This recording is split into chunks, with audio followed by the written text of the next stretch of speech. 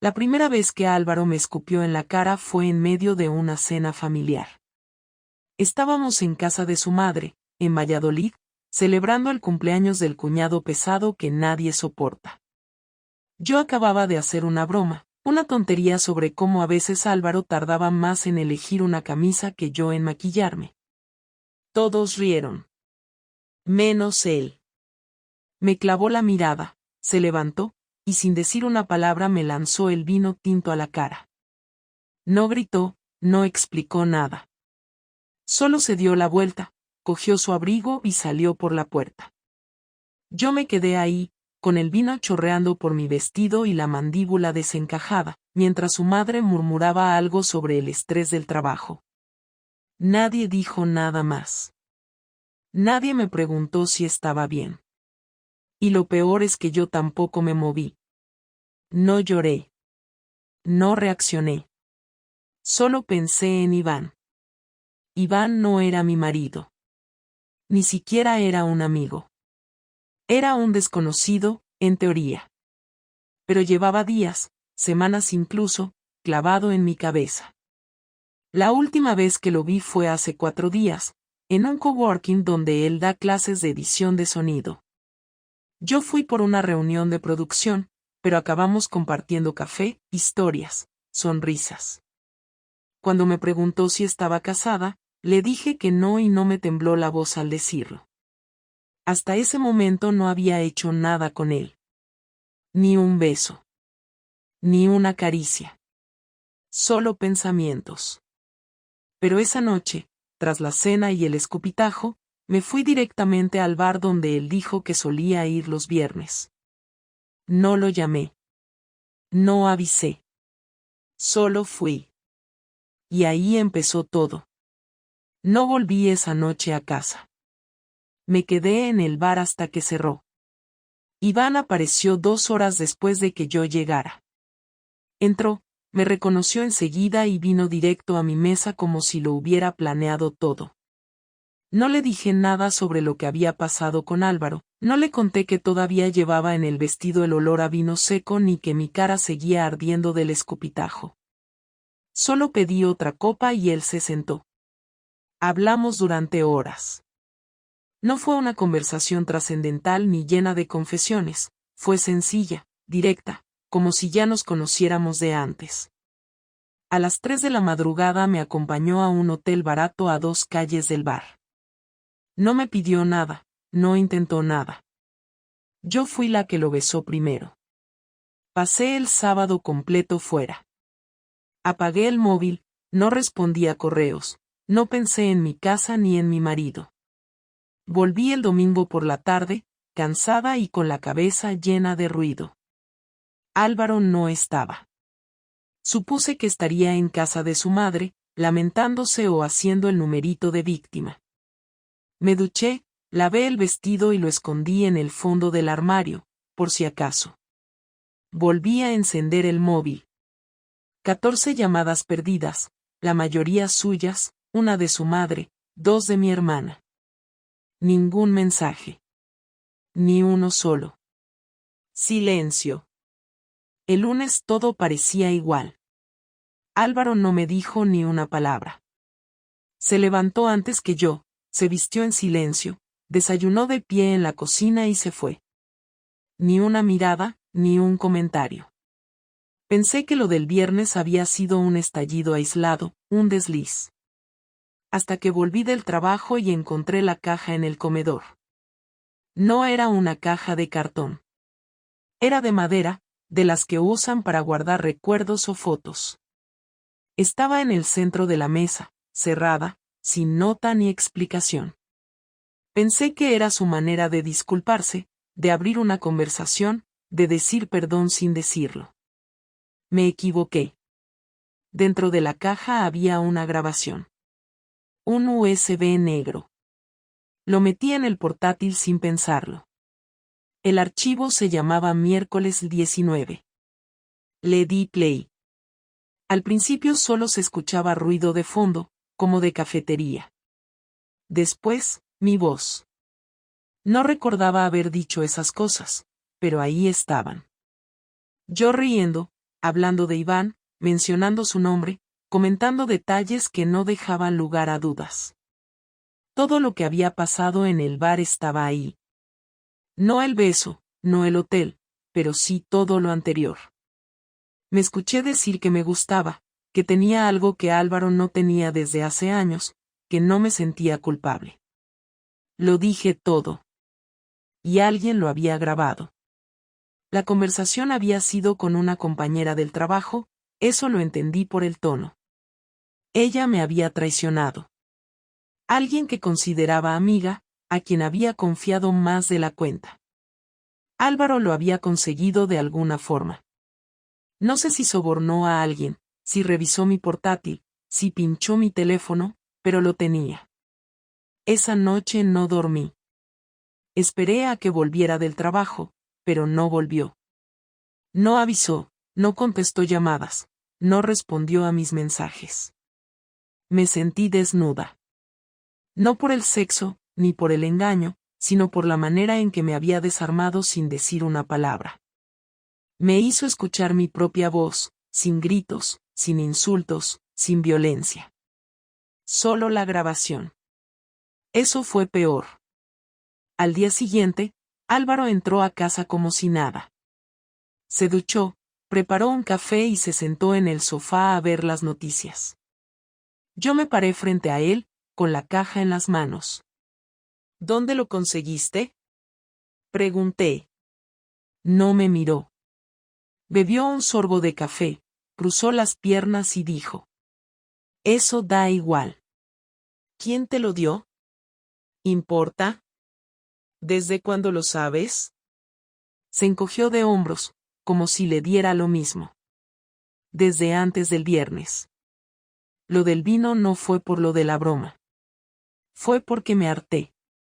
Me harté de fingir que no pasaba nada mientras tú hablabas de otro como si yo no existiera. ¿Sabes lo que jode más?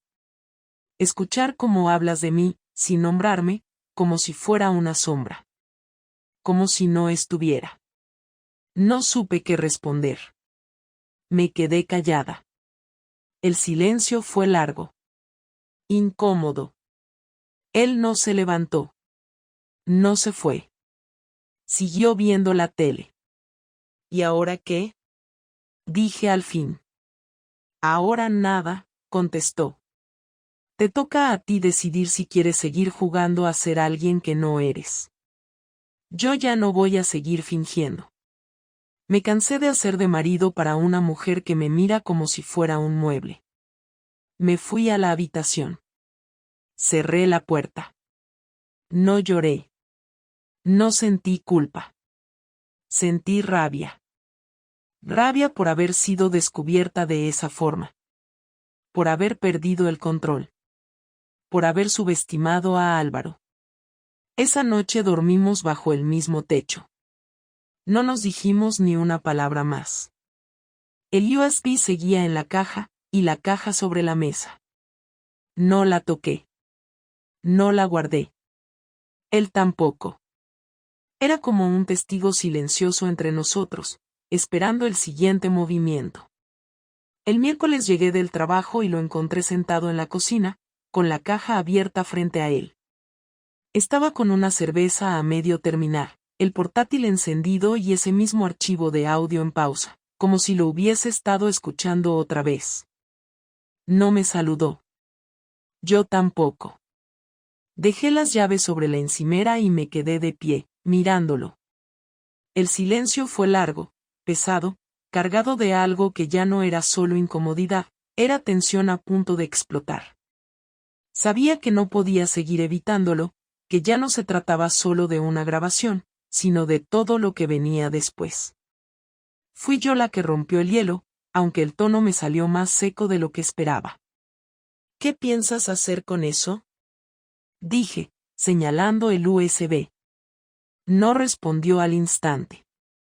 Cerró el portátil con calma, se levantó, me miró y luego dijo, sin subir la voz. No se trata de lo que voy a hacer con eso. Se trata de lo que tú hiciste. No voy a usarlo para chantajearte, ni para humillarte, ni para mandárselo a tu familia. Ya lo escuché 10 veces. Me lo sé de memoria. No necesito volver a escucharlo. Entonces nada. Quiero oírlo de ti. Quiero que me digas, con tu boca, lo que hiciste. Quiero que lo reconozcas. Que no pongas excusas. Que no me vengas con historias sobre cómo te sentías sola o incomprendida. Lo que hiciste no tiene matices. No supe por dónde empezar. Me senté frente a él, sin dejar de mirarlo, y respiré hondo. No quería justificarme. Pero tampoco iba a quedarme callada. Salí del bar con él. El viernes. Después de la cena en casa de tu madre. Fui a buscarlo. Sabía dónde estaría. No fue casualidad. Lo besé. Dormí con él. Lo hice sabiendo perfectamente lo que significaba. No hubo reacción inmediata en su cara. Se quedó en silencio, moviendo apenas la mandíbula, como si estuviera conteniendo algo.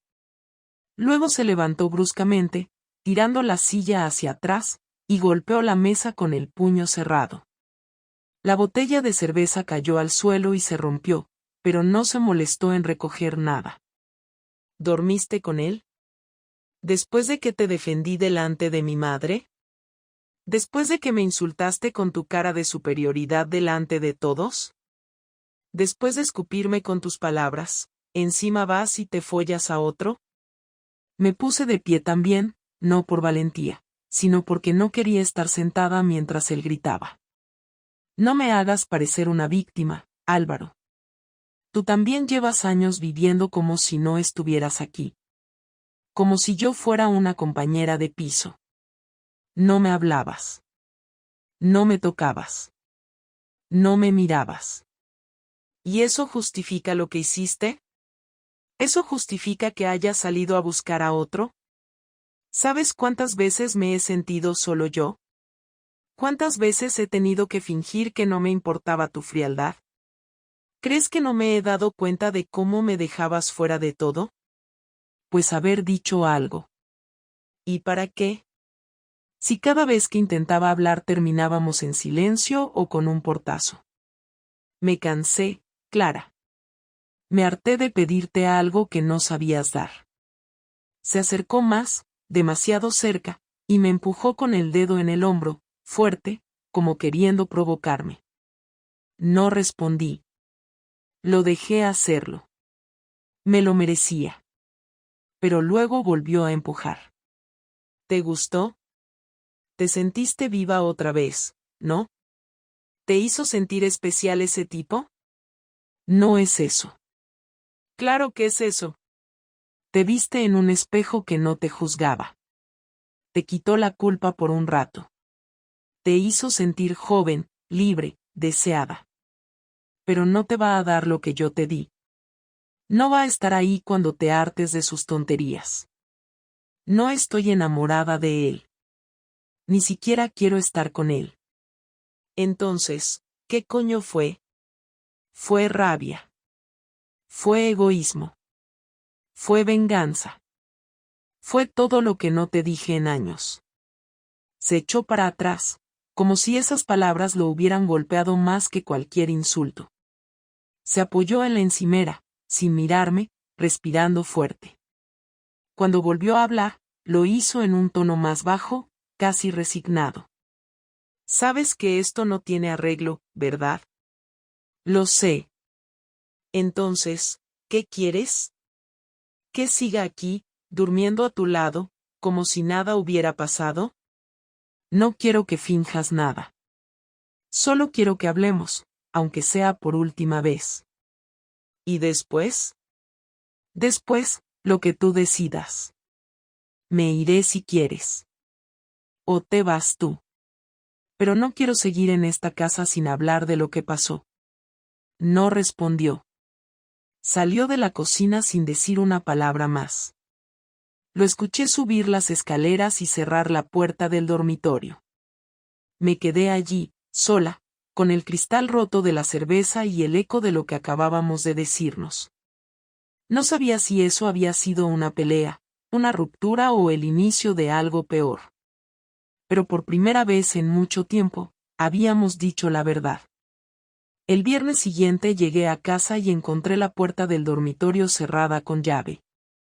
No era algo habitual, nunca lo había hecho antes, ni siquiera en medio de discusiones. No toqué. Me senté en el salón, dejé el bolso en el suelo y esperé. No sabía exactamente qué, pero algo me decía que lo peor aún no había pasado. Álvaro no bajó en toda la tarde. No preguntó si había comido, no se preocupó si llegaba tarde o si estaba bien. Cuando eran las 9 de la noche me levanté y subí a la habitación. Toqué la puerta. Álvaro, dije, sin gritar. ¿Podemos hablar? Tardó en contestar. Cuando lo hizo, su voz sonó extrañamente tranquila. Ahora no. ¿Qué significa eso? Significa lo que has oído. No insistí. Bajé a la cocina, abrí la nevera, no tenía hambre. La cerré. Me senté otra vez en el sofá. Encendí la tele, no presté atención a nada. La pantalla solo servía para tapar el silencio. Al día siguiente lo vi de pie en la entrada, con una mochila colgada al hombro y una maleta a su lado. Me miró como si ya no tuviera nada que decir. Yo tampoco lo detuve. Pensé que se iba por unos días, a casa de su madre o con algún amigo. No pregunté. Solo pregunté una cosa. ¿Es definitivo? Él asintió, sin dramatismo, sin rabia, con esa frialdad que solo se consigue cuando ya has tomado la decisión hace días. Vas a recibir algo esta semana. Léelo bien antes de reaccionar. ¿Una demanda? Llámalo como quieras. Cerró la puerta. El sonido del clic fue como un disparo sordo en la cabeza. Durante las horas siguientes estuve pensando en qué significaba exactamente ese algo. La posibilidad de una demanda me parecía obvia. Pero había algo más en su tono. Como si hubiese planeado cada paso con precisión. El lunes por la tarde recibí una llamada de recursos humanos de la empresa donde trabajo. Me citaron con carácter urgente para el martes a primera hora. No entendía nada.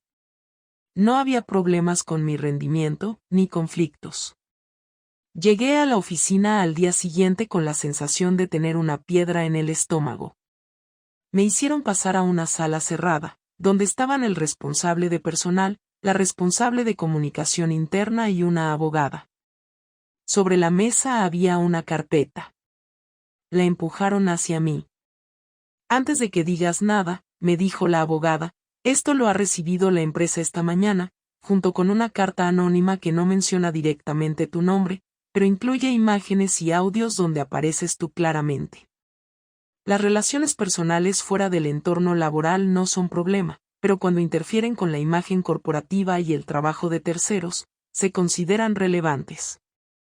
Abrí la carpeta. Dentro había impresiones de pantallazos de mensajes con Iván. También un archivo transcrito con parte de aquella conversación grabada, la misma que Álvaro tenía en el USB. Reconocí la frase sobre volver a sentirme viva, la de él no me importa lo que piense. Estaba todo ahí. Incluso una imagen borrosa de la salida del hotel. Supuse que era de una cámara de seguridad. No tenía idea de cómo había conseguido eso. No estamos tomando acciones disciplinarias, dijo el responsable de personal, pero queremos que sepas que este asunto ha llegado a la dirección y ha generado incomodidad. Tu nombre no se menciona en la carta, pero los implicados son reconocibles. Te recomendamos que tomes medidas para que esto no afecte tu posición aquí.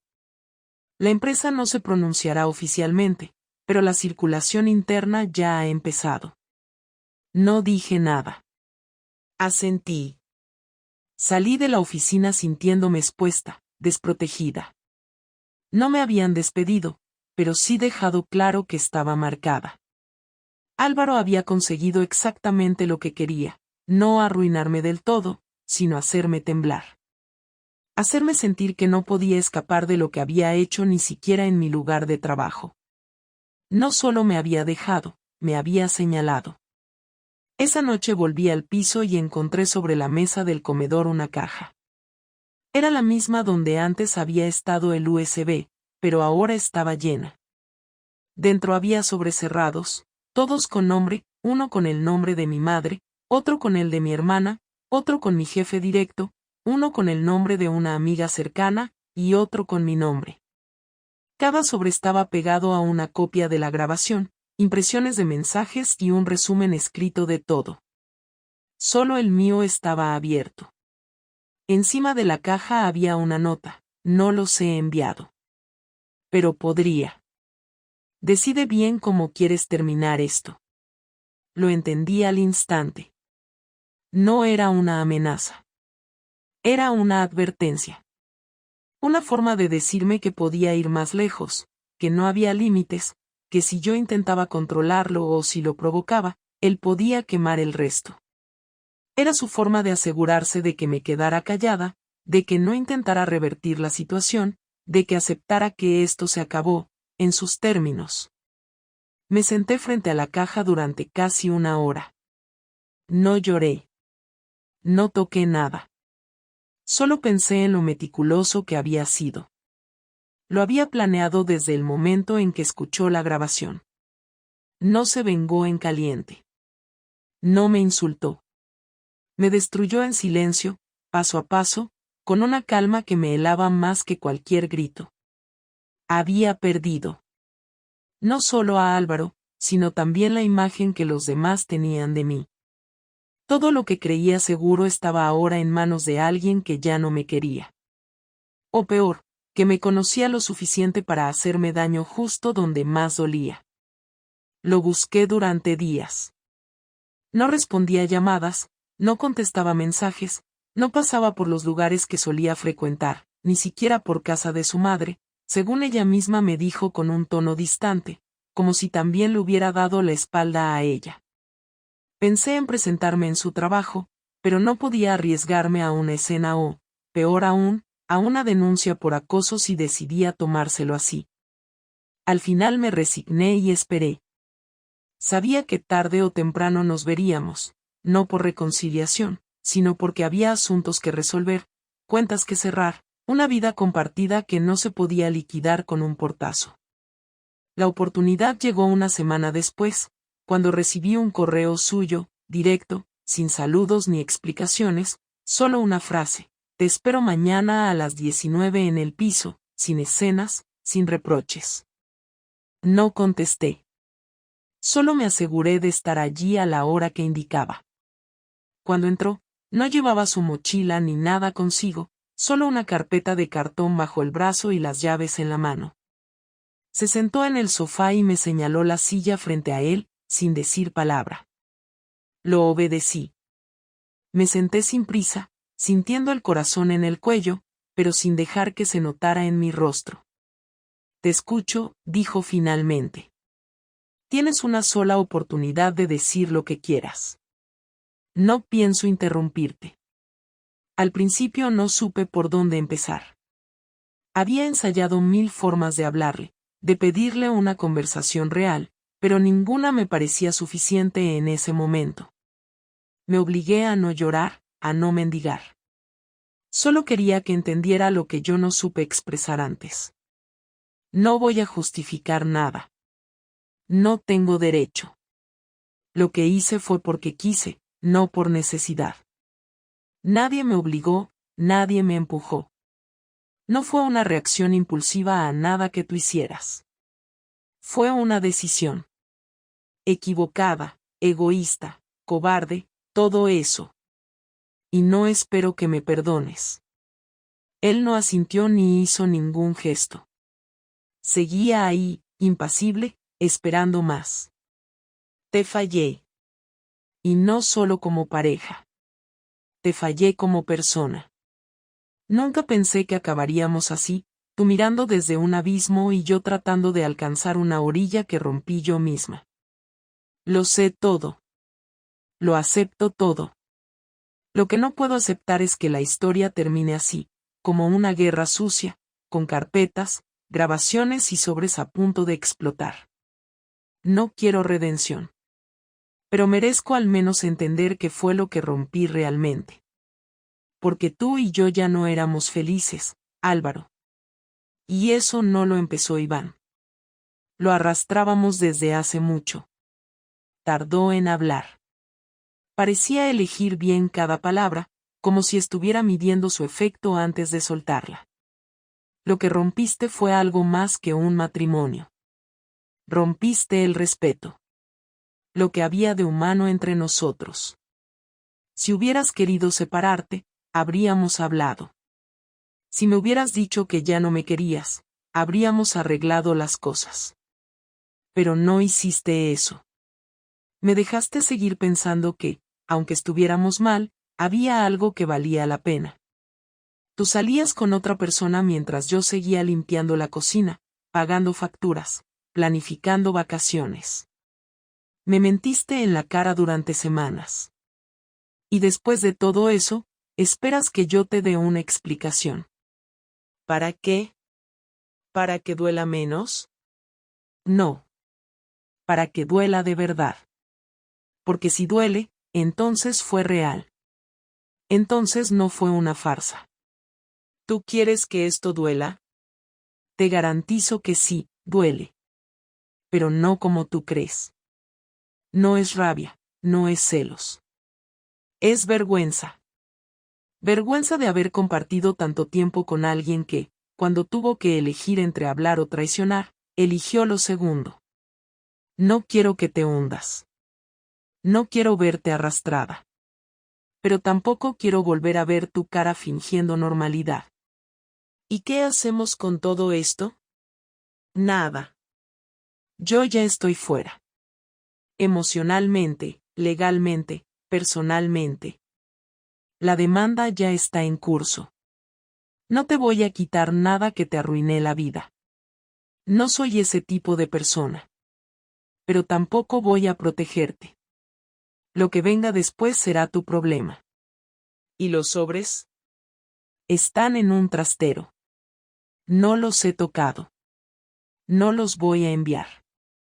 Pero si alguna vez decides ensuciar mi nombre, o contar tu versión editada de la historia, esos sobres irán a sus destinatarios. No por venganza. Por equilibrio. No lo haré. Más te vale. Hubo una pausa larga. Álvaro se puso de pie. Me miró con una expresión que ya no era de ira, ni de desprecio, ni siquiera de tristeza. Era desinterés. Como si yo fuera una escena antigua que ya no necesitaba volver a ver. Esta es la última vez que hablamos, dijo. Cualquier cosa que quede pendiente, lo resolverán los abogados. ¿Y si quiero pedirte perdón? Ya me lo pediste. No sirve de nada. Se dirigió a la puerta. Antes de abrirla, se detuvo. No fui un gran marido. Lo sé. Me volví frío, distante, predecible. Pero nunca te mentí. Nunca usé mi trabajo, ni mis horarios, ni mis vacíos para ocultarme. Tú sí. Y eso cambia todo. Salió sin mirar atrás. No supe cuánto tiempo estuve ahí, sola, en silencio. Ni siquiera lloré. Solo me quedé sentada, sabiendo que todo lo que se podía decir ya se había dicho. Que ya no quedaba nada. Solo los restos de una vida que, por mi culpa, ya no tenía forma. Han pasado 4 semanas desde esa conversación. No he vuelto a verlo ni he intentado buscarlo. Las cosas con el abogado han sido rápidas, sin trabas, sin reclamos. Álvaro firmó todo lo necesario y dejó claro que no tenía intención de quedarse con nada más allá de lo que era suyo. El piso está a mi nombre, el coche también. Ni siquiera quiso discutir lo de los ahorros comunes, solo pidió una transferencia simbólica que cubriera lo justo por los meses en los que él había adelantado pagos. No hubo drama. No hubo amenazas. Solo indiferencia. Los primeros días fueron extraños. El silencio en casa no era como antes, ese silencio incómodo y tenso, lleno de cosas que no se decían. Este nuevo silencio era definitivo. Ya no había nadie que llegara a las 8, que se duchara y preparara café, que se sentara en el sofá a ver las noticias mientras yo evitaba cualquier conversación profunda. No había pasos en el pasillo ni platos en el fregadero. Y por más que me costara admitirlo, era un alivio. No porque me sintiera libre o en paz, sino porque ya no tenía que fingir. Ya no necesitaba actuar como si me importara algo que en el fondo sabía que estaba muerto hace mucho tiempo. El trabajo sigue igual. Después de la reunión con recursos humanos, nadie me dijo nada, pero el ambiente cambió. Las miradas ya no eran neutras. Había cierta contención en los saludos, una pausa antes de invitarme a cualquier reunión social, una especie de cortina invisible entre yo y los demás. No me quejé. Sé que fui yo quien provocó todo esto. Lo asumí. Dejé de asistir a las comidas de los viernes, rechacé la invitación al after work de los jueves. Me quedé sola también en eso. Iván no volvió a llamarme. No me escribió. Supongo que entendió que todo aquello fue una explosión, una manera de escapar de algo que ya estaba roto. No había futuro en esa historia y ninguno de los dos estaba dispuesto a fingir lo contrario. No me interesa saber si lo hizo por respeto, por vergüenza o simplemente porque perdió el interés. A estas alturas, no necesito otra explicación más. Mi madre me llamó la semana pasada. Preguntó cómo estaba, con ese tono que usa cuando quiere saber pero sin que parezca que está juzgando. No le conté nada. Solo dije que Álvaro y yo estábamos en proceso de divorcio, que era lo mejor para los dos. No me pidió detalles. Sabía que si no los daba era porque no quería. Y eso, en cierto modo, fue un alivio. Con mi hermana fue distinto. Me escribió un mensaje largo diciendo que, aunque no estuviera de acuerdo con mis decisiones, seguía siendo mi familia. No le respondí de inmediato. Tardé 3 días. Al final solo puse gracias. Ella no insistió. He pensado muchas veces en lo que aprendí con todo esto, en lo que cambió en mí desde que comenzó todo. No me considero víctima de nada. No fui engañada. No fui maltratada. Fui la que rompió algo por dentro. Fui yo la que eligió el camino más corto, el más sucio, el que evita el conflicto real.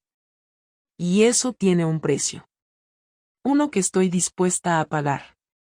No porque me guste la culpa ni porque quiera redimirme, sino porque es lo único honesto que queda por hacer. A veces pienso en la noche de la cena familiar, en ese instante en el que todo explotó, cuando el vino en la cara no fue solo una humillación sino un punto de quiebre. Fue ahí donde empezó el derrumbe, aunque ya llevábamos años viviendo entre grietas. Álvaro me escupió, sí, pero yo había empezado a escupirle en silencio desde mucho antes. Con cada gesto de desprecio, con cada noche de espalda, con cada decisión que tomé sin contar con él. No hay un solo culpable. Pero sí hay responsables. Y yo fui una de ellas. Ahora duermo sola. No es una queja. Es una constatación. Me despierto temprano, desayuno en silencio, trabajo, vuelvo, cocino algo rápido, leo o veo series sin prestar demasiada atención. El fin de semana pasado salí a caminar, sin rumbo, solo para ver si sentía algo distinto al moverme por la ciudad sola. No sentí nada. Ni miedo, ni tristeza, ni libertad. Solo cansancio. He cerrado todas las cuentas conjuntas. He eliminado sus fotos del móvil. No he borrado su número. No porque quiera llamarlo, sino porque me parece absurdo fingir que nunca existió. Pasé 8 años con él. 8 años que ahora pesan como un archivo comprimido que solo ocupa espacio pero que no se puede abrir sin dañar todo lo demás.